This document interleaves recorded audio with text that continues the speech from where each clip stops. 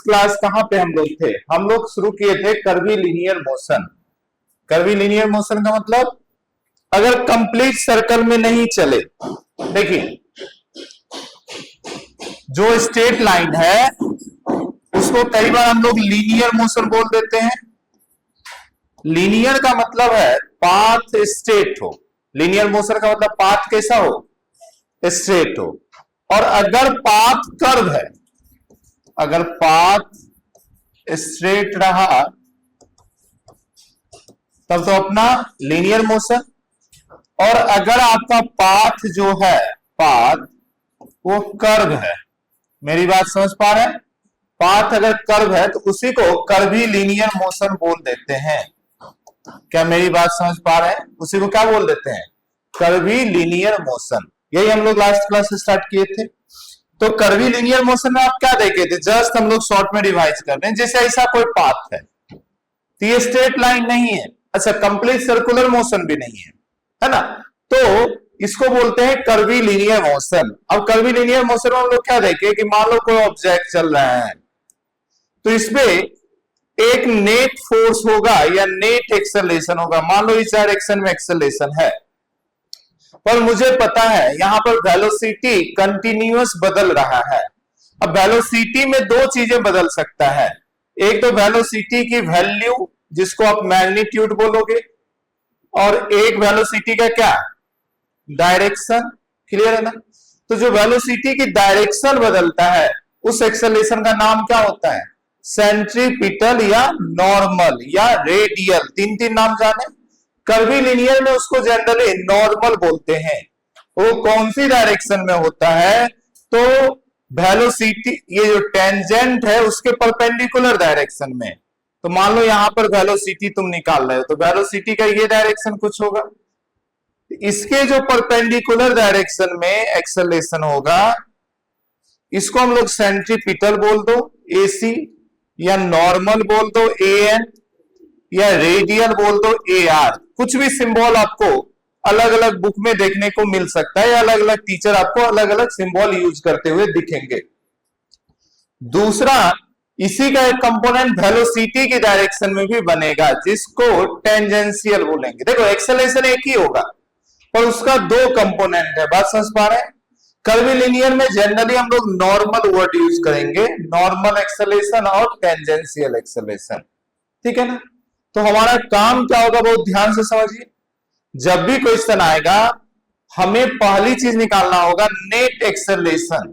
ये net acceleration, net acceleration और velocity के बीच का एंगल। अब इस नेट एक्सेलरेशन का दो कंपोनेंट तोड़ देंगे, एक ये कंपोनेंट और एक ये कंपोनेंट। क्या बात समझ पा रहे हैं? वेलोसिटी के अलॉन्ग जो कंपोनेंट होगा उसी का नाम क्या हो जाएगा? टेंजेंशियल। और उसके परपेंडिकुलर जो हो जाएगा उसी का नाम हो जाएगा नॉर्मल। यहां तक बातें क्लियर है ना? आ जाइए क्वेश्चन से स्टार्ट करते हैं। 3-4 क्वेश्चन बनाएंगे फिर हम लोग रेडियस ऑफ कर्वेचर शुरू करेंगे। आइए चलिए, तो हम बेसिक क्वेश्चन है, सिर्फ आपकी एक बार फॉर्मूला प्रैक्टिस हो जाए। मान लो कोई पार्टिकल है, उसके पास इस डायरेक्शन में वेलोसिटी है 10 मीटर पर सेकेंड, ठीक है, और उसके पास इस डायरेक्शन में एक एक्सेलरेशन है 5। अच्छा चलो कोई नहीं, ये मान लो इस डायरेक्शन में एक एक्सेलरेशन है और इस डायरेक्शन में वेलोसिटी, बाकी कोई भी रखे उससे कोई दिक्कत नहीं। 5 मीटर पर सेकेंड, दोनों के बीच 37 डिग्री एंगल है। अच्छा आइए यहां पे एक पॉइंट और फिर से डिस्कस करेंगे। क्या याद करो, जब मैंने 1D 2D में अंतर समझाया था तो मैंने क्या बोला था? कोई भी मोशन 1D यानी कि स्ट्रेट लाइन में कब मूव करेगा, इसके लिए कंडीशन था जब एक्सेलरेशन और वेलोसिटी सेम लाइन पे हो। कुछ याद आ रहा है? मैंने बोला था हाँ डायरेक्शन अलग अलग हो सकता है कोई बॉडी आगे की तरफ जा रहा हो पर उसमें एक्सेलरेशन रिटार्डेशन लग रहा हो पीछे की तरफ, तभी ये उसी लाइन पर चलेगा, लाइन चेंज नहीं करेगा। और अगर आगे की तरफ जा रहा हो वेलोसिटी और एक्सेलरेशन भी उसी तरफ है तब भी उसी लाइन पर चलेगा। स्पीड बढ़ेगा, स्पीड कम होगा। पर अगर दोनों सेम लाइन में नहीं हो तब वो स्ट्रेट लाइन नहीं हो सकता, वो क्या बन जाएगा, प्लेन। याद आ रहा है कुछ? तो यहां पर देखो उसी का एग्जांपल है, वेलोसिटी का लाइन ऑफ एक्शन ये है, सॉरी ये है, और एक्सेलरेशन का ये है। मेरी बात समझ पा रहे हैं? क्या ये मोशन स्ट्रेट लाइन मोशन हो सकता है? हेलो, क्या ये मोशन स्ट्रेट लाइन मोशन हो सकता है? नहीं। अब ये मोशन कैसा हो जाएगा, प्लेन, मोशन इन प्लेन। समझ पा रहे हैं? तो प्लेन है तो स्ट्रेट लाइन रहेगा, नहीं तो कर्वी लीनियर हो गया। सारा मोशन प्लेन का कर्वी लीनियर का एक पार्ट है। जैसे मानो प्रोजेक्टाइल मोशन, वो भी तो एक कर्वी तो है उसका पाथ। क्या बातें समझ पा रहे हैं? ओके। होगा क्या, बॉडी इधर जाना चाहेगा, ध्यान समझिए, और सामने से एक एक्सेलरेशन लग रहा है तो ये इसको ऐसा घुमा देगा। क्या मेरी बात समझ पा रहे हैं? ये बॉडी कुछ ऐसा जाएगा, जैसा भी जाए। आपको पूछा है इसका दोनों एक्सेलरेशन निकालिए, फाइंड, एकदम आसान से फॉर्मूला हमें समझना है। एसी बोल दो या अभी मैं ए एन बोल रहा हूं, normal acceleration. Find tangential and normal acceleration. तो मुझे मालूम है टेंजेंशियल एक्सेलरेशन का काम है वेलोसिटी की वैल्यू बदलना। समझ पा रहे हैं? तो हम क्या करेंगे, किसका कंपोनेंट तोड़ेंगे? बहुत बच्चे वेलोसिटी का कंपोनेंट तोड़ना चालू कर देते हैं। बताओ किसका कंपोनेंट तोड़ोगे, वेलोसिटी का या एक्सेलरेशन का? एक्सेलरेशन का। बातें समझ पा रहे हैं? जबरदस्ती का लॉजिक नहीं लगाएंगे, सर इसका तोड़ेंगे तो उसको भी उधर क्यों नहीं ले आए, ऐसा नहीं, जबरदस्ती का लॉजिक नहीं।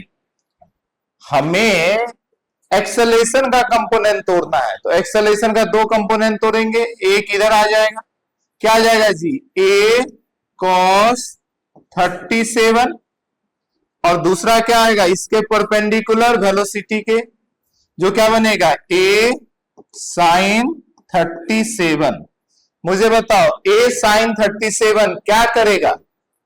लो, a sin 37 क्या करेगा? वेलोसिटी की सिर्फ डायरेक्शन बदलेगा। a cos 37 क्या करेगा? सिर्फ वेलोसिटी की वैल्यू बदलेगा, मैग्नीट्यूड बदलेगा। समझ पा रहे हैं? तो जो वैल्यू बदलेगा वो टेंजेंशियल, और जो डायरेक्शन बदला वो सेंटीपिटल, नॉर्मल, रेडियल, जिस नाम से आप जानना चाहते हैं। चलिए समझ में आ गया, दोनों वैल्यू निकालिए। एकदम आसान क्वेश्चन था। एक और क्वेश्चन करेंगे, एक और क्वेश्चन करेंगे, आप जल्दी से इसे करें। एक वेलोसिटी दिया हुआ आपका 3i plus 2t j cap, आपसे बोल रहा है find net acceleration, centripetal acceleration and tangential acceleration at t equal to 2 second. सभी निकालना है t इक्वल टू 2 सेकेंड पे। इसका पहले वाले का वैल्यू आ गया ना, मेरे पास वैल्यू नहीं है, कुछ भी लेकर आ जाइए आंसर, कुछ भी मतलब बस कंपोनेंट वैल्यू ही तो रखना है ना। a का वैल्यू 10, क्या साइन 37 का वैल्यू आपको आता है कितना, 3/5, ये कितना हो गया 6, और ये करोगे कितना हो जाएगा 4/5, ये कितना हो जाएगा 8। समझ पा रहे हैं ना? तो टेंजेंशियल का वैल्यू 8 आ गया और नॉर्मल का वैल्यू 6 आ गया मीटर पर सेकेंड स्क्वायर। कोई दिक्कत नहीं, ये बस आपको एक लॉजिक समझाने के लिए किया गया। आइए यहां पे इस क्वेश्चन को कॉपी करें। अब देखिए यहां पे प्रॉब्लम क्या है, सिर्फ वेलोसिटी गिवन है ना, डायरेक्शन वायरेक्शन कुछ गिवन नहीं है। एक्सेलेरेशन की तरफ पहले तो आपको खुद से सोचना खोजना पड़ेगा नेट एक्सेलेरेशन, जो कि ये पहले दे दिया था नेट एक्सेलेरेशन। अभी आपको पहला स्टेप तो नेट एक्सेलेरेशन ही खोजना पड़ेगा, फिर अगला स्टेप में उसका कंपोनेंट तोड़ोगे। पर कंपोनेंट तोड़ने से पहले आपको ये भी देखना पड़ेगा कि वेलोसिटी की डायरेक्शन किधर है। इस बार सिर्फ एक सिंबल में दे दिया। क्या मेरी बात समझ पा रहे हैं? अब नोट करें, 1 मिनट जरा ट्राई करने की कोशिश करो, फिर साथ में करेंगे बोर्ड पे, कोई दिक्कत नहीं है। पर आपकी लेवल आ चुका है वहां तक कि आप ट्राई कर सकते हैं और सही भी कर सकते हैं, है ना, सही भी कर सकते हैं। देखो ए नेट का बेसिक डिफिनेशन क्या होगा, आप खुद सोचो। नेट एक्सेलरेशन क्या होगा? Change in velocity. क्या मेरी बात समझ पा रहे हैं? टोटल अभी कोई मैग्नीट्यूड वगैरह नहीं दिया है, तो टोटल वेलोसिटी को बस डिफरेंशिएट ही तो करना है, ए नेट मिल जाएगा, कोई दिक्कत वाली बात ही नहीं। तो ए नेट जो आपका मिल जाएगा 3 का 0 आई कैप प्लस 2t का 2j कैप, यानी कि ए नेट का वैल्यू आपका फिक्स है 2 और j कैप में मीटर पर सेकेंड स्क्वायर। अब t इक्वल टू 2 सेकेंड पूछता, 10 सेकेंड पूछता, 20 सेकेंड पूछता, ए नेट तो फिक्स हो गया यहाँ पे, क्योंकि t का कंपोनेंट ही नहीं है उसमें, यानी ये कांस्टेंट एक्सेलरेशन हो गया, वेरिएबल नहीं है। ओके जी, अब मैं उसका एक कंपोनेंट तोड़ूंगा ये मिल जाएगा, एक कंपोनेंट तोड़ूंगा ये मिल जाएगा, पर किधर तोड़ू, वो है किधर? तो इसका तो पता चल रहा है, ये किधर है भाई? जे डायरेक्शन में।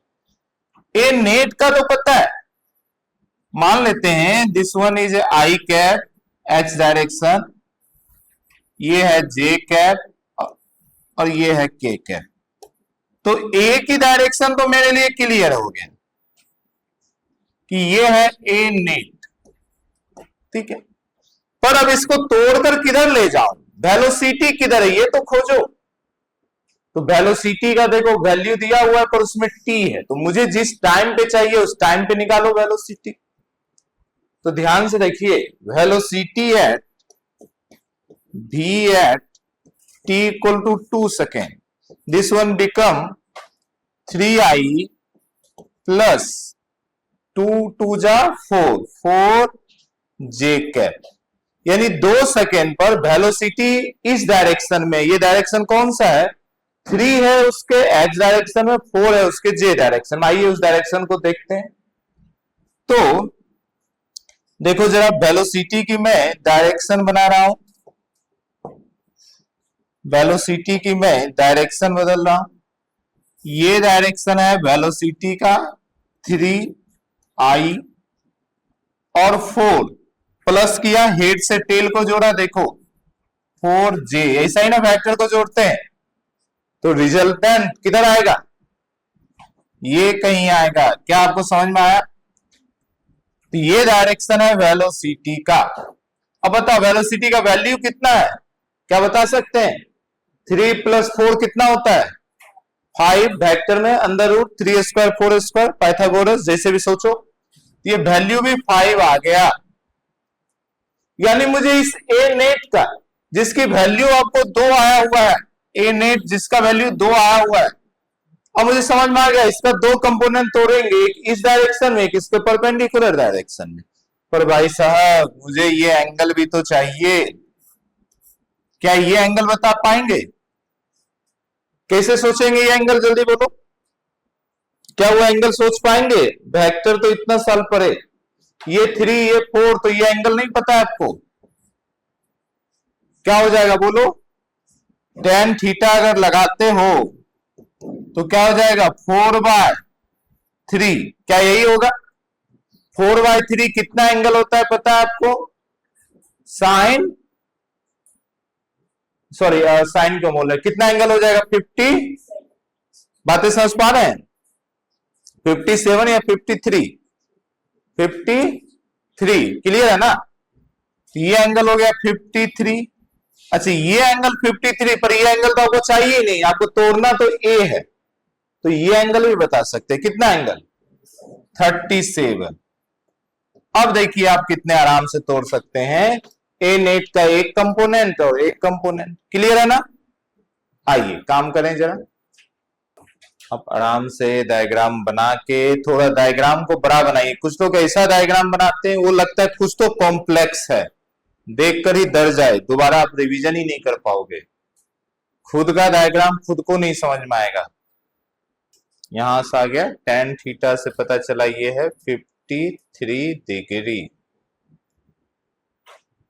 जब ये 53 तो वो हो गया 37, फिर आप क्या किए, एक नेट का ये कंपोनेंट तोड़ दिए और एक ये तोड़ दिए, है ना। हाँ जी, वैल्यू बताइए, फ्रैक्शन में बता दीजिए। हाँ चलो जल्दी, कितना कितना आया, 6/5 कौन सा, नॉर्मल, और टेंजेंशियल 8/5, ठीक है ना। 6/5 और 8/5, 6/5 और 8/5, यही आया। चलिए आगे बढ़ेंगे हम लोग, 6/5 एंड 8/5, कुछ भी नहीं करना है, दो कंपोनेंट लिखना है। चलिए हेडिंग बनाइए, रेडियस ऑफ कर्वेचर। देखिए मैथ में एक रेडियस ऑफ कर्वेचर का अलग फॉर्मूला बना पढ़ते हैं हम लोग, तो वो जेई वाले के लिए है, या बेसिकली मैथ का क्वेश्चन बनता है। फिजिक्स में एकदम वैसा नहीं बनेगा जहां पे आपको रेडियस निकालना पड़े। यहां पर अगर निकालना भी पड़ेगा तो हम सेंटीमीटर से निकाल लेंगे या नॉर्मल से, है ना, b²/r से, वही हम लोग सिर्फ अलग से लिख लेते हैं। तो छोटा सा हेडिंग क्या बना दिए, रेडियस ऑफ कर्वेचर। हालांकि रेडियस ऑफ कर्वेचर का मैथ में फॉर्मूला होता है, कैसा भी रेडियस निकाल सकते हैं। चलिए रेडियस ऑफ कर्वेचर, तो ध्यान से देखो, मान लो कोई ऑब्जेक्ट है, क्योंकि अपना मोशन है तो बॉडी का वेलोसिटी पता रहेगा हमारे पास। अब बहुत ध्यान से समझिए, इस पॉइंट का रेडियस अलग है, रेडियस मतलब रेडियस ऑफ कर्वेचर, इस पॉइंट का रेडियस अलग है, हर पॉइंट का रेडियस अलग होगा। क्या मेरी बात समझ पा रहे हैं? कोई पॉइंट कौन सी रेडियस का है कैसे पता चलेगा? तो आंसर है, जब उस पॉइंट पर पार्टिकल है, मान लो इस पॉइंट पर पार्टिकल है, ठीक है, तो अगर इसके पास मान लो इस डायरेक्शन में एक नॉर्मल एक्सेलेरेशन है, ठीक है, टेंजेंट के नॉर्मल, कहीं पे कोई दिक्कत नहीं ना, इधर कुछ वेलोसिटी होगा उसके नॉर्मल, और मुझे मालूम है नॉर्मल या सेंटीपिटल एक्सेलेरेशन क्या होता है, v²/r। ये जो r है यही तो रेडियस होता है, पर यहां के लिए हम लोग बोलेंगे रेडियस ऑफ कर्वेचर। तो यहीं से हम लोग एक फॉर्मूला जैसा समझ सकते हैं कि रेडियस ऑफ कर्वेचर RC का फॉर्मूला हो जाएगा v²/an। an बोल दो या AC बोल दो, AR बोल दो, कुछ भी बोल दो, नॉर्मल एक्सेलेरेशन या सेंटीपिटल एक्सेलेरेशन, ये क्या है, नॉर्मल और सेंट्रीपिटल और रेडियल। क्या मेरी बात समझ पाए? तो अभी से जैसे इस पॉइंट का एन अलग होगा, क्यों एन अलग होगा, क्योंकि इस पॉइंट का रेडियस भी अलग है, इस पॉइंट का अलग होगा, इस पॉइंट का अलग होगा। तो जिस पॉइंट पे का रेडियस पूछे उस पॉइंट का आप किसी तरीके से नॉर्मल एक्सेलेरेशन निकालने की कोशिश करेंगे, उसके बाद यहां से निकाल देंगे आप रेडियस ऑफ कर्वेचर। क्या बातें समझ पा रहे हैं? बस इतनी सी बातें हैं, सिर्फ इतनी सी बातें आपको ध्यान रखना है। आइए एक क्वेश्चन करेंगे, उसमें सारा इंफॉर्मेशन आ जाएगा। एक क्वेश्चन करेंगे उसमें सारा इंफॉर्मेशन आ जाएगा, आप इसे नोट करिए। काफी अच्छा क्वेश्चन है और फेमस भी है, हर बुक में मिल जाएगा ये क्वेश्चन। ये मतलब इस टाइप का क्वेश्चन, सेम क्वेश्चन मिले ना मिले, पर इस टाइप का क्वेश्चन। एक बॉडी है जो प्रोजेक्टाइल किया गया, प्रोजेक्टाइल मोशन में 45 डिग्री एंगल से, इसकी जो वेलोसिटी दिया गया है ये दिया गया 40√2।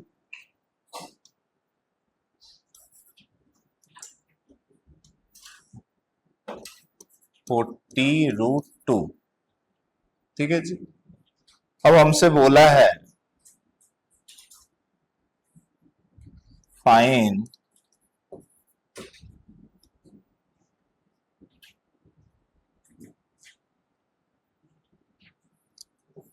AC 80 एंड, अच्छा सारा लिख ही लो ना, find net acceleration, normal acceleration, tangential acceleration and radius of curvature eight,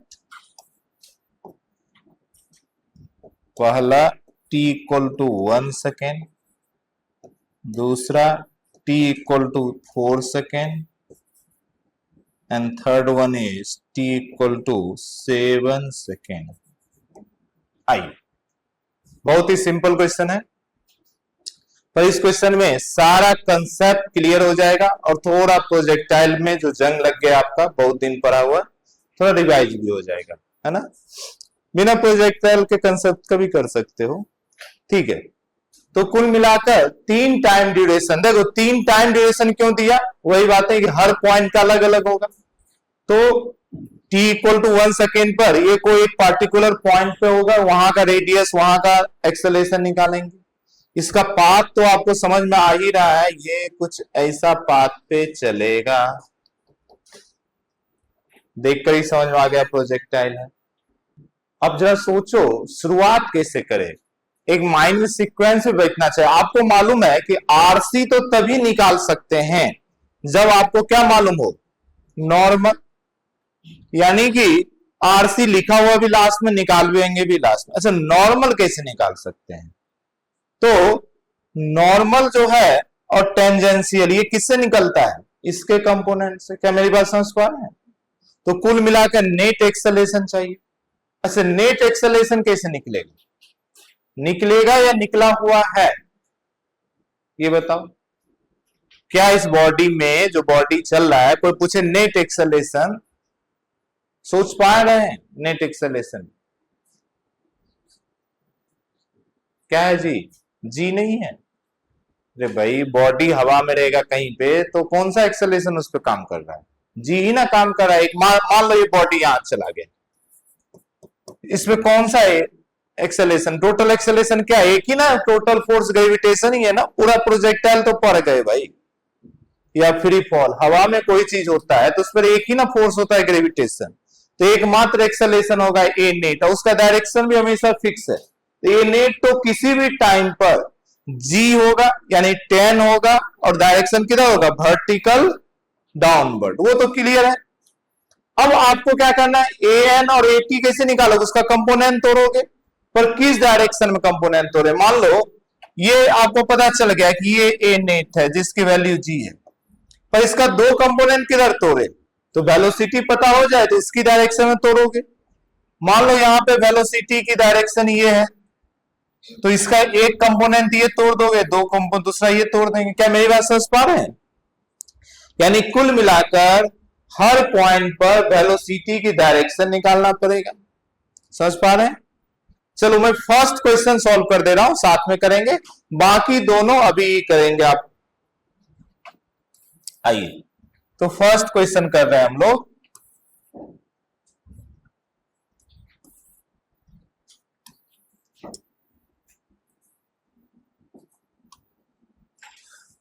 चलिए ये तो मैं लिख ही दे रहा हूं, ए नेट इक्वल टू जी होगा या इक्वल टू 10 होगा in vertical downward, vertical downward direction always. ये तो ऑलवेज होगा, टाइम से कोई मतलब ही नहीं है, ठीक है। आ जाइए, पर मुझे ना 1 सेकेंड पे निकालना है, तो at t equal to 1 second, मुझे 1 सेकेंड, तो अब जो काम कर रहे हैं 1 सेकेंड के लिए काम कर रहे हैं, ठीक है। 1 सेकेंड पे पार्टिकल कहां पे है, किस डायरेक्शन में उसकी वेलोसिटी है, ये सारी बातें आपको समझना पड़ेगा। आ जाइए जी, देखो मैं ये डायग्राम बना रहा हूं जिससे आपको समझने में दिक्कत ना हो। आ जाइए, ये पार्टिकल इस डायरेक्शन वेलोसिटी 40√2 और ये एंगल 45। क्या मुझे इसका एक्स और वाई डायरेक्शन की वेलोसिटी बता सकते हैं? कितना कितना? 40 एंड 40। क्या बात समझ पा रहे हैं? 45 डिग्री होगा, सेम रहा होगा, तभी तो √2 बना है। ओके, अब आपको यह भी पता है, मैंने क्या बोला, प्रोजेक्टाइल भी पूरा रिवाइज हो जाएगा। यू एक्स हमेशा क्या रहेगा? सेम। तो मान लो 1 सेकेंड के बाद पार्टिकल जहां पे भी पहुंचा हो, मान लो एक पार्टिकल मान लो ये पार्टिकल यहां पे पहुंचा हुआ है, मान लो 1 सेकेंड बाद ये पार्टिकल यहां पहुंचा, पर यहां पे भी पार्टिकल का हॉरिजेंटल डायरेक्शन का वेलोसिटी तो यही रहेगा 40। कोई दिक्कत? मुझे इसका वेलोसिटी की डायरेक्शन चाहिए, तो मुझे ये डायरेक्शन पता है। अब एक डायरेक्शन आपको सिर्फ ये पता हो जाए, वी वाई, और जब ये दोनों डायरेक्शन पता हो जाएगा तो उसका रिजल्टेंट जो मिलेगा वही तो होगा वी। क्या मेरी बात समझ पा रहे हैं? उसी का रिजल्टेंट हो जाएगा भी। और जब ये भी पता हो जाएगा तो मुझे ए नेट भी पता है। ए नेट किधर है जी? ए नेट भाई साहब ये है, जिसकी वैल्यू जी है। क्या मेरी बात समझ पा रहे हैं? तो बस इसका 2 कंपोनेंट तोड़ना रहेगा, एक इसकी डायरेक्शन में, एक उसके परपेंडिकुलर डायरेक्शन में। कहीं पे कोई दिक्कत? तो अब बताओ, ये भी वाई निकाल सकते हैं 1 सेकेंड के बाद कितना होगा? ये भी वाई 1 सेकेंड बाद कितना होगा नहीं समझ में आ रहा है? इनिशियल वर्टिकल डायरेक्शन में कितना था? 40। एक्सेलेरेशन वर्टिकल डायरेक्शन का कितना है? जी, यानी कि 10। 10 से बढ़ेगा या कम होगा? बॉडी को ऊपर फेंके हो तो जी उसकी वेलोसिटी बढ़ाएगा या कम करेगा? कम करेगा। बातें समझ पा रहे हैं? कितना कम करेगा? जी यानी कि 10 से। तो 1 सेकेंड बाद उसकी वेलोसिटी कितना हो जाएगा?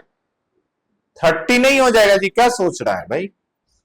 प्रोजेक्टाइल फ्री फॉल मिस्त्री के शॉर्टकट सिखाए ना सोचने के लिए, बाकी चाहो तो ऐसा निकालो, पर फिर 40 सेकेंड में क्वेश्चन करना भूल जाओ। v equal to u plus 80 करोगे ना भाई, तो u इनिशियल लेंगे 40, एक्सेलेरेशन -10, टाइम 1, तो यही ना होगा 30। पर ऐसा नहीं करेंगे, मैंने वहां कई बार समझाया, डिस्प्लेसमेंट वेलोसिटी ऐसा ओरल सोचेंगे।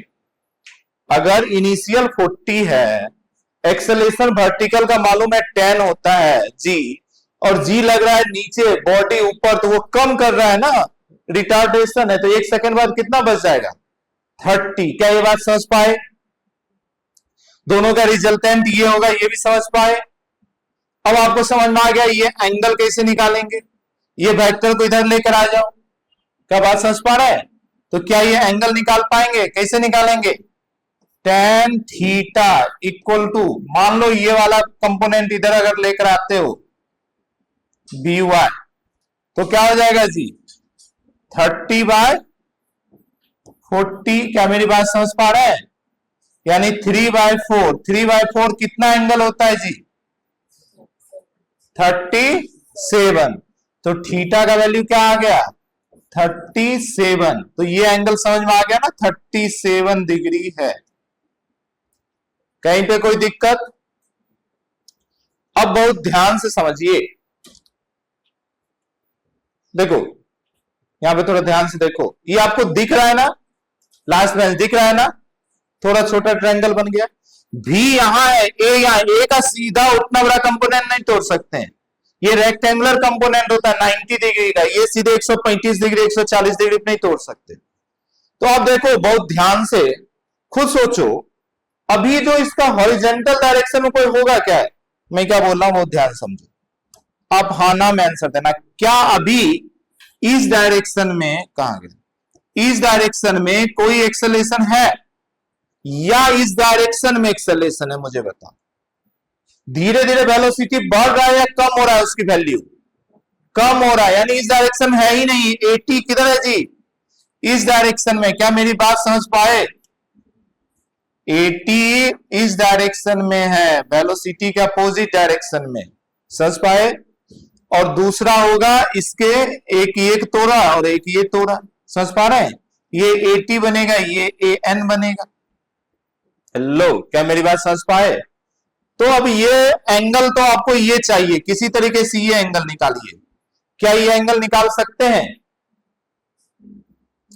क्या ये एंगल निकाल सकते हैं? कैसे निकाल सकते? देखो, वेलोसिटी टेंजेंशियल डायरेक्शन में होता है, उसका ये नॉर्मल है, ये 37, तो बचा हुआ एंगल कितना? 53, और ये 53, और इस पे ये नॉर्मल है, तो ये फिर से क्या हो गया? क्या मेरी बात समझ पा रहे हैं? अब आपको कोई दिक्कत है क्या? एक इधर निकाल दो, एक इधर निकाल दो, ये वाला जो वैल्यू आएगा उसमें माइनस साइन लगा देंगे वेलोसिटी के अपोजिट डायरेक्शन में। थोड़ा जूम करके, जूम मतलब अब बड़ा बड़ा डायग्राम बना के अच्छे से बनाइए भाई। डायग्राम बना के रुकना नहीं, आगे का काम नहीं समझ में आया आप लोग को? वही रुका हुआ है आधा इंसान। जी का एक कंपोनेंट ये कंपोनेंट ये निकालो ना, और वैल्यू बोलो।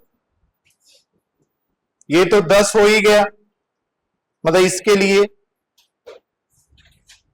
लिए हे इंसानों, कैसे होते जा रहे हैं आप लोग? पहले तो अच्छा हुआ करते थे। ए नेट तो आपको पता हो गया 10 है। अब ए नॉर्मल की वैल्यू बताइए 1 सेकेंड के लिए। मैं ये सब हटा रहा हूं, 4 सेकेंड 7 सेकेंड। सेम इसी तरीके से नॉर्मल बताइए, ए टेंजेंशियल बताइए, फिर आरसी बताइए। अब क्या है, जब नॉर्मल निकल जाएगा तो बी स्क्वायर बाय आर करोगे। अच्छा, वी कितना लेंगे? निकालोगे वी 30 और 40, ये 40 है और ये 30 है, तो आपको पता चल रहा है वेलोसिटी कितना होगा? 50 होगा। जहां पे टाइम सेव किया जा सकता है, जो बेसिक कैलकुलेशन है, कैलकुलेशन करने का शॉर्ट है, उसको याद रखिए, उसको करिए। लेकिन कुछ बच्चे जबरदस्ती का शॉर्टकट बनाते हैं, क्वेश्चन का शॉर्टकट। क्वेश्चन का शॉर्टकट मत करो, वो कभी किसी क्वेश्चन में काम करेगा, किसी में नहीं करेगा, है ना? हाँ, ये सारी चीजें आप याद रख सकते हैं। 30 है, 40 है, ट्रिपलेट होता है 3 4 5, है ना? एक्सेलेरेशन अपोजिट है, उतने से कम होगा, ये सारी चीजें आप कर सकते हैं।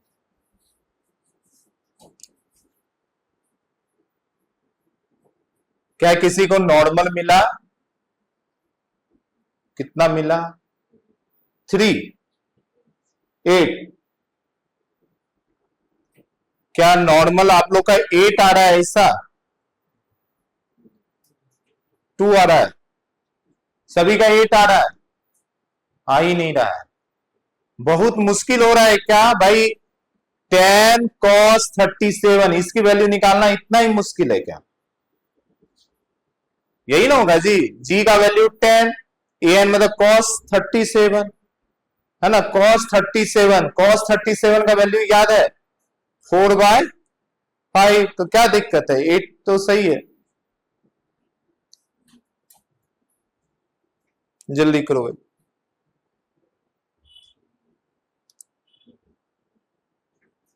जल्दी कीजिए।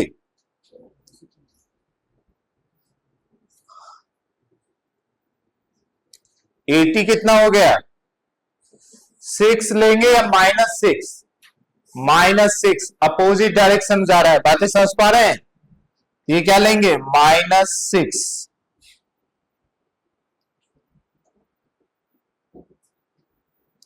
वेलोसिटी का वैल्यू कितना आया है? 50। समझ पा रहे हैं ना?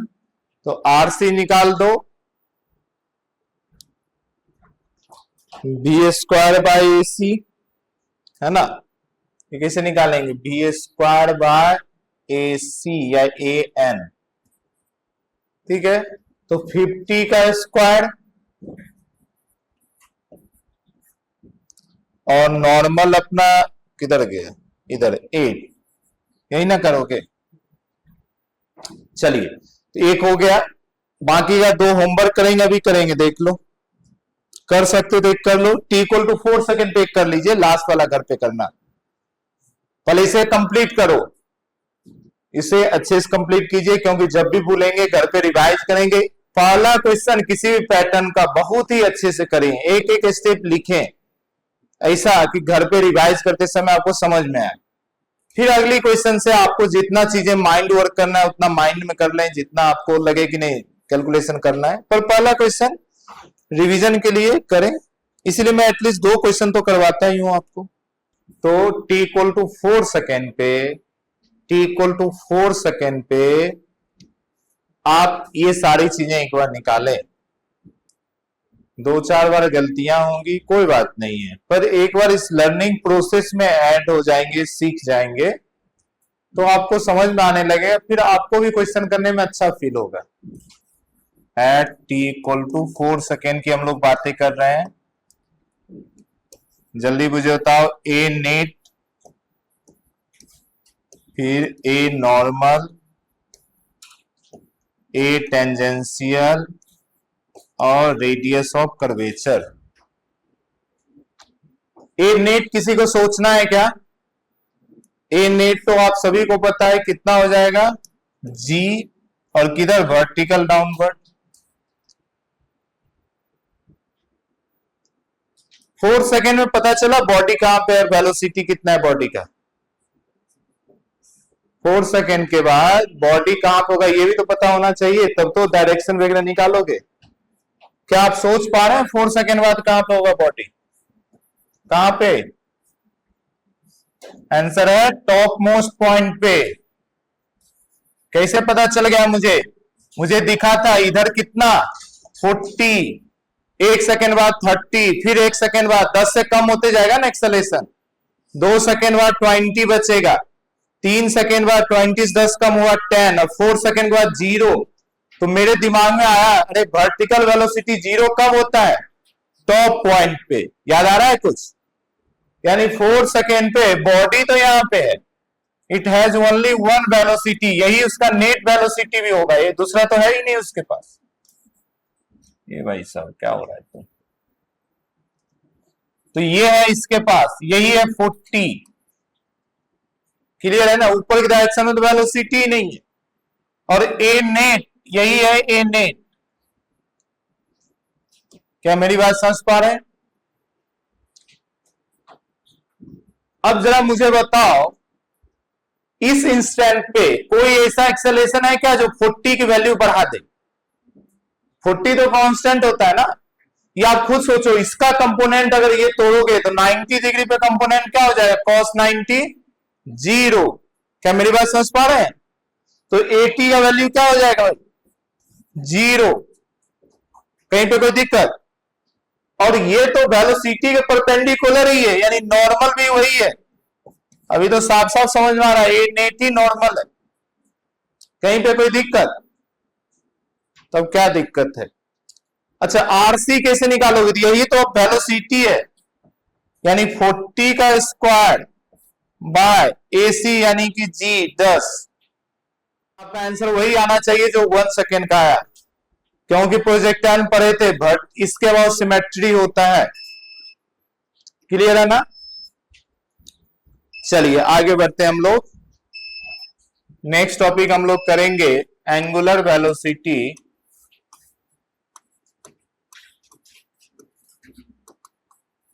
About a point.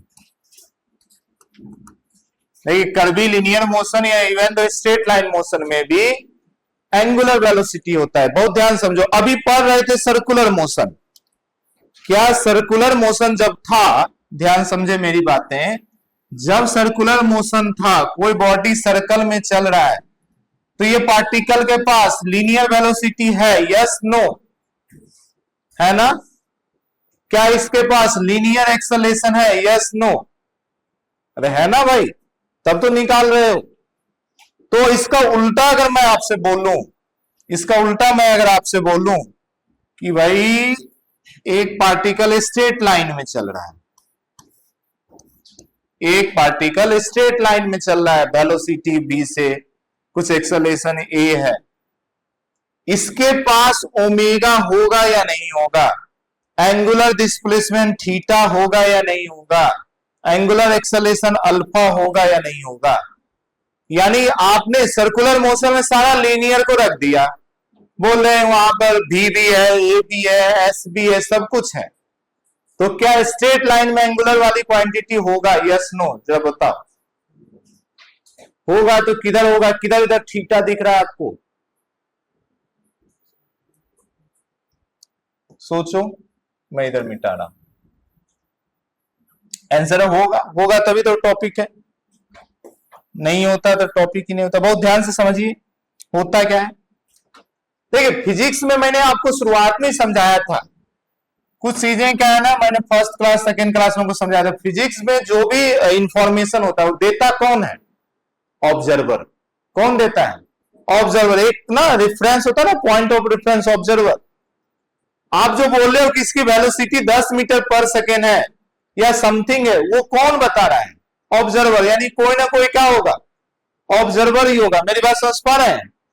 अभी आप क्या किए हो, जैसे मान लो ये गाड़ी 10 मीटर पर सेकेंड से चल रहा है, ये आप सोचो ऑब्जर्वर कौन है। और कभी लिखा होता है कि car is moving with 10 metre per second, आप ऐसा डायग्राम दिखा रहे हो, कहीं मेंशन तो नहीं होता है क्वेश्चन में ऑब्जर्वर यहां है, लेकिन आप बताइए ऑब्जर्वर कहां पे है? आंसर रोड पे खड़ा है। समझ पा रहे हैं? इनर्शियल फ्रेम में है। क्लियर है ना? यही ऑब्जर्वर को मैं कार के अंदर बैठा दूं, क्या अब भी वो बोलेगा 10 मीटर पर सेकेंड? अब तो बोलेगा कार किसमें है? रेस्ट में। बात समझ पा रहे हैं? तो कोई इंसान बोला नहीं रोड छोड़ो, मैं अपने घर से इस कार को देखूंगा। कहां से देखूंगा? अपने घर से। ये है घर। वो भर दिन खिड़की खोलकर देखते रहता है कौन गाड़ी आया कौन गाड़ी जा गया, है ना?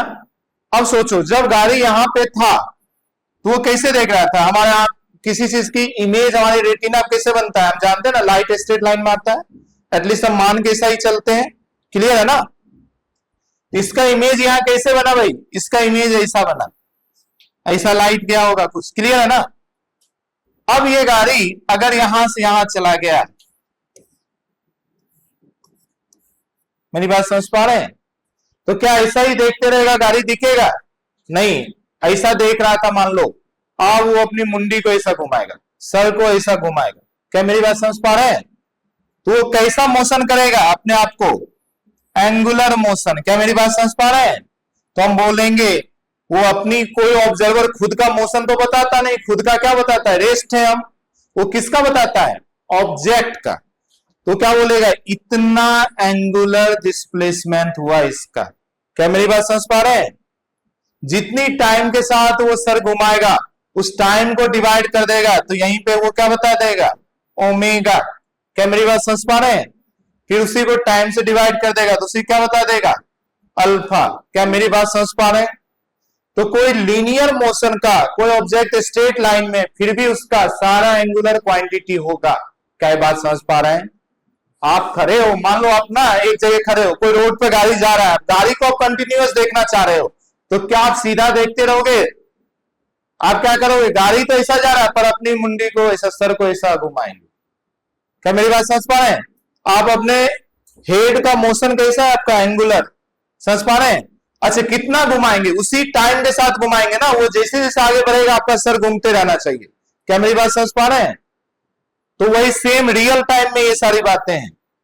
तो जितना टाइम में ये यहां से यहां तक गया एस, उतना ही टाइम में आपने थीटा घुमाया, तो ऑब्जेक्ट का ये कहलाएगा लीनियर डिस्प्लेसमेंट, ये कहलाएगा एंगुलर डिस्प्लेसमेंट। समझ पा रहे हैं? जो वेलोसिटी से गया ये कहलाएगा लीनियर वेलोसिटी, ये कहलाएगा एंगुलर वेलोसिटी। सारा रिलेशन फॉलो होगा, v equal to r omega, ये सारी बातें क्लियर है मेरी बातें? तो पहली चीज ये माइंड में हमारा बैठा कि स्ट्रेट लाइन मोशन में भी सारा एंगुलर क्वांटिटी होता है और सर्कुलर मोशन यानी एंगुलर मोशन में भी सारा लीनियर क्वांटिटी होता है। लो, क्या ये बातें क्लियर है? बोलो ना हाँ ना भाई, क्लियर है ना? अब ना हमें यही सीखना है कि किसी भी स्ट्रेट लाइन मोशन में अबाउट ए पॉइंट क्यों लिखे? अबाउट ए पॉइंट इसलिए लिखे कि इस पॉइंट के अबाउट, ऑब्जर्वर मतलब पॉइंट मतलब ऑब्जर्वर। ठीक है, अब आइए जरा इसमें अप्रोच कैसे करेंगे। आपको नोट करना है तो ये वाला एग्जांपल नोट कर सकते हैं, बाकी भी डेरिवेशन के लिए दूसरा एक डायग्राम बनाएंगे। और इस बात को भी जरा ध्यान से समझना है आपको। देखो सर्कुलर मोशन में मैंने समझाया था रेफरेंस पॉइंट या ऑब्जर्वर कहां पे होता है? सेंटर पे। कुछ याद आया? ये तो सेंटर पे होता है। अब मानो एक पार्टिकल यहां है, इसके पास लीनियर वेलोसिटी v है, मान लो आपको v पता है इस डायरेक्शन में, तो ओमेगा कैसे निकालते हो? आप बोलते हो omega equal to v by r, यही होता है v equal to r omega या omega equal to v by r. बहुत ध्यान से समझिए, ये आर क्या है भाई साहब, आर है उस पॉइंट का, ऑब्जेक्ट का क्या, पोजीशन वेक्टर। कुछ याद आया, आर ही होता था पोजीशन वेक्टर सर्कुलर मोशन में। ये आर क्या है, आंसर है पोजीशन वेक्टर। आर क्या है, पोजीशन वेक्टर। पोजीशन वेक्टर कैसे निकालते हैं, मतलब मैग्नीट्यूड ले लो बेसिकली, क्योंकि दोनों वेक्टर है तो वेक्टर में डिवीजन अलाउड नहीं है।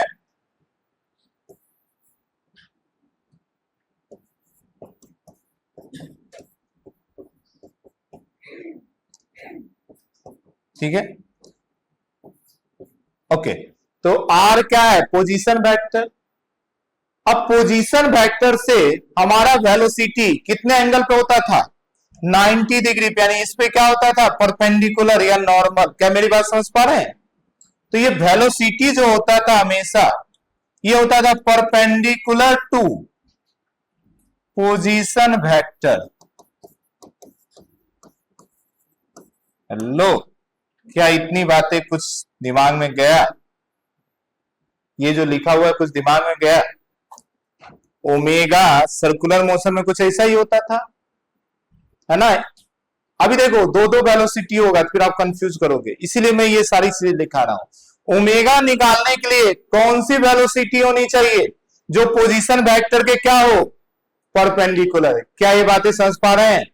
फिर से, ओमेगा निकालने के लिए कौन सी वेलोसिटी चाहिए, जो पोजीशन वेक्टर के क्या हो, परपेंडिकुलर। और पोजीशन वेक्टर क्या होता है आप जानते हैं, रिफरेंस पॉइंट या ओरिजिन या ऑब्जर्वर से उस पॉइंट तक वाला वेक्टर। क्लियर है ना? ठीक है, ये बातें आप कहीं नोट करें। इसके बाद हम लोग डेरिवेशन करेंगे एक स्टेप का, और आपको समझ में आएगा अच्छे से किसी भी स्ट्रेट लाइन मोशन का, किसी भी स्ट्रेट लाइन मोशन का ओमेगा कैसे निकाल सकते हैं। और एक बार ओमेगा मिल गया तो उसको डिफरेंशिएट करो, टी मिलेगा, उसको इंटीग्रेट करो, थीटा मिलेगा। सारी कहानी ओमेगा पे ही है। हो गया ना? करें, आ जाइए। देखिए अब आराम से आप 2 मिनट तक या 5 मिनट तक बोर्ड पे देखिए, एकदम ध्यान से, ध्यान से देखिए। मान लो एक पार्टिकल है, एक पार्टिकल है, ये स्ट्रेट लाइन कुछ भी v स्पीड से जा रहा है। अब मुझे इसकी एंगुलर वेलोसिटी निकालना है, पर नेक्स्ट सवाल आएगा कहां पे ऑब्जर्वर है ये बताओ। क्या ऑब्जर्वर इसके अंदर है तो वो तो रेस्ट में है, तो उसके लिए ओमेगा कुछ रहेगा ही। बात समझ पा रहे हैं? तो मान लो ऑब्जर्वर यहां है, ये ऑब्जर्वर है, तो हम इसी को ओरिजिन मानेंगे, ऑब्जर्वर को क्या मानेंगे, ओरिजिन। और हम अपनी कोऑर्डिनेट बना देंगे कार्टेशियन सिस्टम। मान लो ये एक्स है, या जो भी है आई है, ये वाई है, और यही है ओरिजिन या ऑब्जर्वर। ठीक है, अब मुझे मालूम है ओमेगा के लिए मुझे 2 चीजें चाहिए। क्या क्या चाहिए, एक वेलोसिटी और एक रेडियस। कौन सा वाला वेलोसिटी चाहिए, पोजीशन वेक्टर के परपेंडिकुलर वाला, और एक पोजीशन वेक्टर तो चाहिए ही। आर रेडियस तो था, पर वो क्या था, पोजीशन वेक्टर। तो मैं बोलूंगा मेरा पोजीशन वेक्टर रेडी है। क्या यही आपका पोजीशन वेक्टर है? बात समझ पा रहे हैं? पर वेलोसिटी कैसा चाहिए आपको, इस पोजीशन वेक्टर पे परपेंडिकुलर। मेरी बात समझ पा रहे हैं? तो हम इस v का 2 कंपोनेंट तोड़ेंगे, फिर r का मत तोड़ने लग जाना। v का 2 कंपोनेंट तोड़ेंगे, एक कंपोनेंट इस रेडियस के लॉन्ग, क्योंकि स्ट्रेट लाइन मोशन है तो पोजीशन वेक्टर भी बदलेगा हमेशा, तो एक इसी डायरेक्शन में तोड़ दिया। समझ पा रहे हैं? एक इसी डायरेक्शन में तोड़ देगा, एक इसके परपेंडिकुलर डायरेक्शन में तोड़ देगा। क्या मेरी बात समझ पा रहे हैं? अब आप कन्वीनियंट के हिसाब से जो एंगल आप निकाल पाओ गिवन क्वेश्चन में, जैसा निकल पाए। मान लो ये एंगल को मैं मान लेता हूं अल्फा है, मान लो किसी तरीके से मुझे पता चल गया, तो मुझे मालूम है ये क्या हो जाएगा, b cos अल्फा, और ये क्या हो जाएगा, b sin अल्फा। क्या मेरी बात समझ पा रहे हैं? अब मुझे बताओ यहां पर ओमेगा के लिए क्या फॉर्मूला बनेगा, कौन सा वेलोसिटी ले, v sin alpha. Position vector के परपेंडिकुलर। क्या मेरी बात समझ पा रहे हैं? तो v sine alpha divided r, इसका जो भी यहां से यहां तक का स्ट्रेट लाइन डिस्टेंस होगा। क्लियर है मेरी बातें? यहां से आप ओमेगा निकाल पाएंगे, कोई दिक्कत? अच्छा एक बात बताओ, ये क्या है v cos अल्फा? क्या है ये? क्या कर रहा है वेलोसिटी? जरा सोचो। अब ना आप ये वेलोसिटी भूल जाओ, याद रखिए जब भी कंपोनेंट तोड़ देते हैं तो ओरिजिनल को छोड़ देते हैं। जैसे mg साइन और mg cos ले लिए थे, तो अब mg को आप नहीं कंसीडर करेंगे। मेरी बात समझ पा रहे हैं? तो एक बार इस वेलोसिटी का दो कंपोनेंट तोड़ दिए, ये कंपोनेंट और ये कंपोनेंट, तो अब इस v को आप देखो ही मत। अब सोचो ये पार्टिकल के पास दो वेलोसिटी है, एक इस डायरेक्शन में और एक इस डायरेक्शन में। अब खुद सोचो v साइन अल्फा क्या कर रहा होगा? ये एक पार्टिकल है यहां पे और v साइन अल्फा ऐसा, ये क्या कर रहा होगा? इसको घुमाने की कोशिश कर रहा होगा। v साइन अल्फा क्या कर रहा होगा? आपको नहीं लग रहा घुमाने की कोशिश कर रहा है? एंगुलर मोशन कराने की कोशिश कर रहा है, इसीलिए एंगुलर मोशन में वो आया। क्या मेरी बात समझ पा रहे हैं?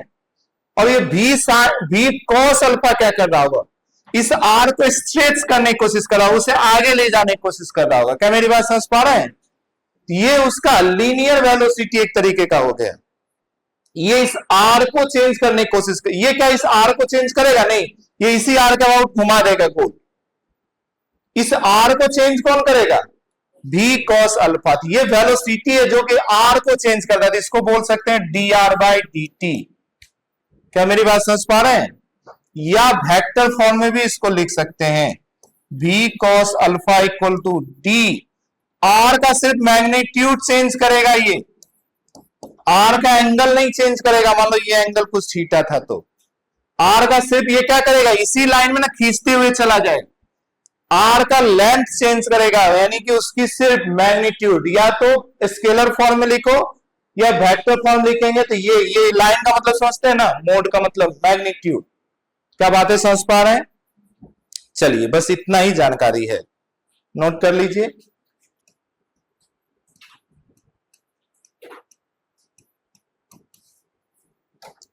जल्दी से यहां तक नोट करें, हो गया ना? जरा इसको पढ़िए, ये क्या लिखा हुआ है? dr/dt, are vector form. ये क्या लिखा हुआ है समझ पा रहे हैं? Rate of change of position vector, dr पूरा लिख दिए, यानी पोजीशन वेक्टर। पोजीशन वेक्टर का चेंज होने का रेट क्या कहलाता है? हे भगवान, अरे भाई पोजीशन वेक्टर का चेंज होने का रेट क्या कहलाता है? वेलोसिटी। समझ पा रहे हैं? ये एब्सोल्यूट वेलोसिटी है। जैसे आर पूरा लिख दिया ना, तो इसके अंदर दोनों इंक्लूड हो गया है। वेक्टर मतलब अब इसकी मैग्नीट्यूड बदलने की बात कर रहे हैं और उसकी डायरेक्शन भी बदलने की बात कर रहे हैं। क्या मेरी बात समझ पा रहे हैं? यहां पे पता चला इस v के पास दो, ऐसा समझो दो हाथ है। एक हाथ है v साइन अल्फा जो उसकी डायरेक्शन को बदलता है, दूसरा हाथ है v cos अल्फा जो उसकी मैग्नीट्यूड को बदलता है। बात समझ पा रहे हैं? तो जब हम ओमेगा निकाल रहे थे, यानी उसका सर्कुलर एंगुलर फॉर्म निकाल रहे थे, तो ये वाले हाथ यूज किए। जब सिर्फ इसकी वैल्यू बदलने की बात हो रहा था, तब हम ये वाला यूज किए। क्या बात समझ पा रहे हैं? पर मैं अगर पूरे को बदलने की बात करूं, पूरे पोजीशन वेक्टर को बदलने की बात करूं, तब आप कौन सा यूज करेंगे? ओरिजिनल v यूज करेंगे। क्या मेरी बात समझ पा रहे हैं? ये तीनों में अंतर समझिए। थोड़ी देर बाद कुछ बच्चे को अभी भी नहीं समझ में आ रहा होगा इसमें और इसमें क्या अंतर है। लो, कोई महान आत्मा है क्या? लग रहा है भाई इधर दो लाइन खींच दिया, इधर कॉस कैसे आ गया? ऐसे कोई आत्मा है क्या? समझ में आ रहा है ना मेरी बातें? यहां dr/dt rate of change of position vector, ये वेक्टर फॉर्म लिए तो पूरा वेलोसिटी लोगे। क्या मेरी बात समझ पा रहे हैं? पर यहां पर सिर्फ पोजीशन वेक्टर की मैग्नीट्यूड बदलने की बात है। तो कौन सा वेलोसिटी सिर्फ इसकी मैग्नीट्यूड बदलेगा, मतलब डायरेक्शन नहीं बदलेगा, इसी डायरेक्शन में रखेगा, सिर्फ इसकी लेंथ बढ़ाते चला जाएगा। आंसर है v cos अल्फा। क्या मेरी बात समझ पा रहे हैं? देख लो भाई, इसमें और इसमें अंतर समझ में आ रहा है ना? कुछ भी दिक्कत हो रहा हो 1 मिनट समय लीजिए, पूछिए।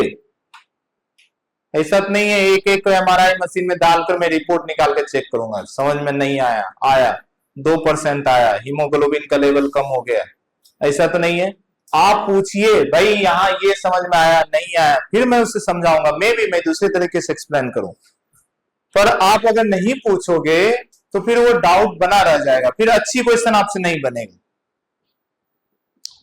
ठीक है ना। आइए अब क्वेश्चन प्रैक्टिस करेंगे, बाकी का डाउट क्वेश्चन में खुद क्लियर हो जाएगा। चलिए पहला क्वेश्चन सेम क्वेश्चन करते हैं। मान लो एक पार्टिकल है जो कि 10 मीटर पर सेकेंड से चल रहा है, ठीक है, और ये मान लो पार्टिकल का नाम P है और P का कोऑर्डिनेट दे दिया आपको। मान लो P का एक कोऑर्डिनेट दे दे आपको 3,4 दिया है और दे दे ऐसा बोले, ध्यान समझो, find angular velocity of, omega लिखी दिए तो वेलोसिटी लिखने की जरूरत नहीं है, omega of particle P when it's coordinate is 3,4, ठीक है। एक पार्टिकल है पॉजिटिव एक्स डायरेक्शन में 10 मीटर पर सेकेंड से जा रहा है। अगर डायरेक्शन को भी और डिफाइन करना है तो उसको ऐसा लिख दीजिए 10 आई कैप मीटर पर सेकेंड। ये एकदम टेक्निकल इंफॉर्मेशन हो गया कि पार्टिकल 10 मीटर पर सेकेंड से पॉजिटिव एक्स डायरेक्शन में जा रहा है। बोल रहा है जब कोऑर्डिनेट होगा पार्टिकल का, यानी लोकेशन उसका होगा 3,4। अब इसी चीज को ना वो ऐसा भी लिख सकता था, ध्यान समझिए, ये दिया हुआ क्या बताओ, कोऑर्डिनेट मतलब उसकी लोकेशन, लोकेशन का मतलब वही हुआ ना पोजीशन वेक्टर, यानी समहाउ ये पोजीशन वेक्टर है। इसको चाहो तुम ऐसा भी बोल सकते हो, आर वेक्टर इक्वल टू 3 किधर का दिखाता है, एक्स का, 4 क्या दिखाता है, जे। क्या मेरी बात समझ पा रहे हैं? क्वेश्चन में किसी भी तरीके से गिवन हो सकता है।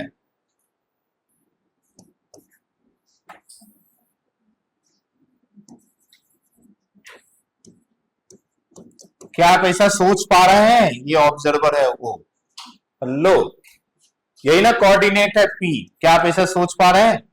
X में 3, Y में 4, है ना। अगला स्टेप आपको क्या करना है, अच्छा ये R का वैल्यू भी आप सोच पा रहे हैं 5, R का वैल्यू भी 5 सोच पा रहे हैं, √3 का स्क्वायर 4 का स्क्वायर 5, R मिल गया, ये मिल गया। अब क्या चाहिए, ओमेगा V बाय R, पर V कौन सा लेंगे, R के परपेंडिकुलर, ये R, यानी आपको ये भी चाहिए किसी तरीके से, मेरी बात समझे। अब कौन सा एंगल पता कर सकते हैं, तो ये एंगल बहुत ही आसानी से पता कर सकते हैं, जो एंगल ये, क्या वही एंगल ये एंगल नहीं पता कर सकते, 4/3 tan 4/3 वही हो जाएगा ये। चलो करो जल्दी, लाना है, आंसर लाना है, आपके हाथे रुका हुआ नहीं दिखे। बताइए कितना आ गया जी, ओमेगा 8.5, ये आया, ठीक है। मेरे पास आंसर नहीं है, आ जाओ कर लेते हैं। कितना एंगल कितना है जी अपना, 53, तो ये भी एंगल 53, तो मुझे जो चाहिए वो हो जाएगा 10 sin 53, क्लियर है ना। तो 10 इंटू साइन 53 कितना, ये हो गया 2 टाइम्स में, यानी कि 8, कहीं पे कोई दिक्कत नहीं। तो ओमेगा क्या हो जाएगा जी, ये वाला वेलोसिटी यानी 8/r5, 8/5 रेडियन पर सेकेंड। क्या आप सभी का यही आया, यही आया ना। आधे बच्चे का चेहरा देखकर मुझे नहीं समझ में आ रहा है। ओके, अब मान लो अगर इसी क्वेश्चन में कोई आपसे बोलता, आप आंसर देना, ये तो फर्स्ट था। मान लो अगर इसी क्वेश्चन में कोई आपसे पूछता कि भाई मुझे ना ओमेगा नहीं चाहिए, मुझे चाहिए rate of change of magnitude of position vector. आपका आंसर क्या होता?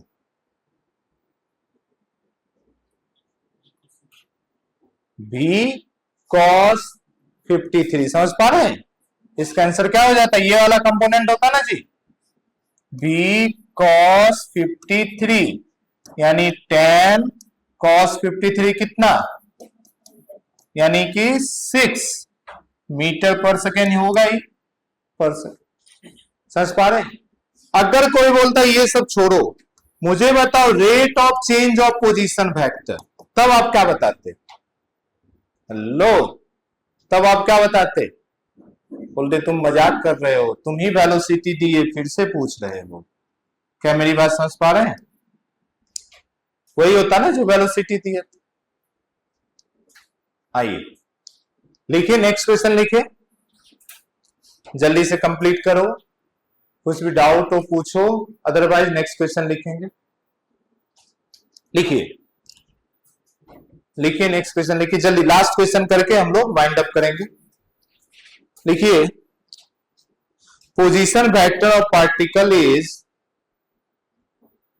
Position vector of particle is 40i 40i plus 50j, 40i plus 50j।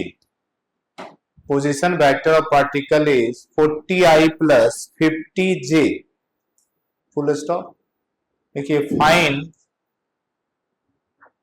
Angular velocity of particle,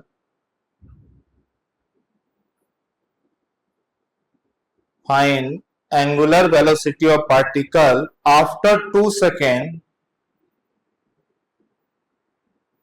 after 2 second of dropping, drop किया है, after 2 second of dropping from above position, from given position, ऐसा लिख दो, above क्यों लिखो, from given position, from given position.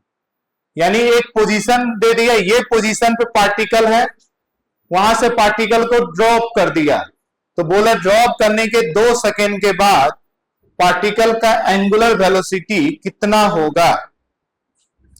आप पहले ना डायग्राम बनाने की कोशिश करें, इस टाइप का क्वेश्चन आपको डायग्राम ही देगा, तभी आपको समझ में आएगा वेलोसिटी की डायरेक्शन।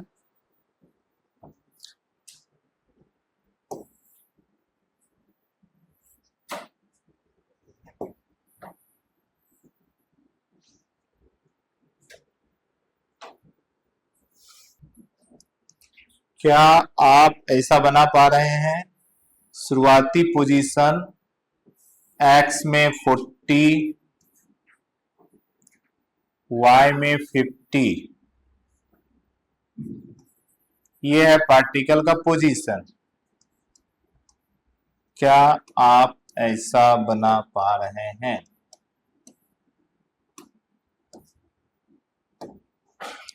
यहां पे रहा होगा ऑब्जर्वर O, क्लियर है ना?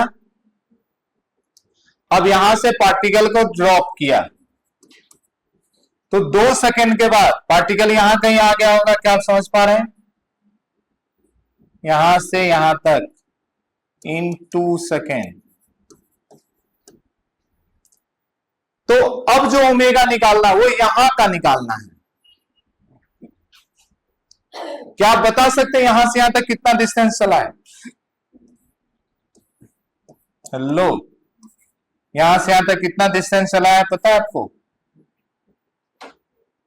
अब या तो निकालो s equal to ut plus half at square u0 half acceleration 10t square, या मैंने आपको याद करवाया था फ्री फॉल में पहला सेकेंड में कितना बॉडी गिरता है?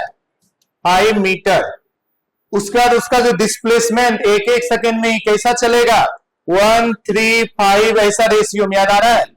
तो पहला 1 सेकेंड में 5 चला है, तो दूसरे सेकेंड में कितना चलेगा? इसका 3 टाइम्स, यानी कितना? 15 मीटर। तो 2 सेकेंड मिलाकर कितना हो जाएगा? 20 मीटर। कुछ याद आ रहा है?